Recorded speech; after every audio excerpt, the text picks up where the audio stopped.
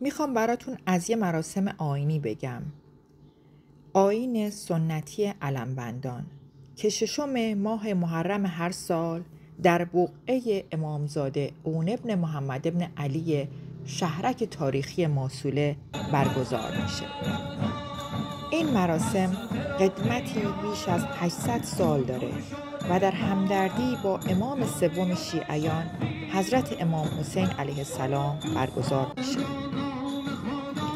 برای اطلاع از شروع مراسم عزاداری، عزاداران بر روی بام‌ها چاوشی خوانی می‌کنند.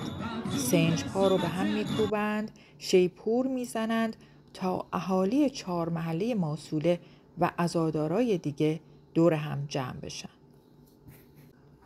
علم در ماسوله ارزش خاصی داره. هر 4 محله ماسوله علم جداگانه‌ای دارن. این علم‌ها به بقعه تحویل داده میشه تا ریش‌سفیدان به علم‌ها لباس‌های سبز بپوشونند. علم محله خانه‌بر. علم‌ها به این شکل طراحی شدند تا در کوچه‌های باریک و تودرتوی ماسوله به راحتی حرکت کنند.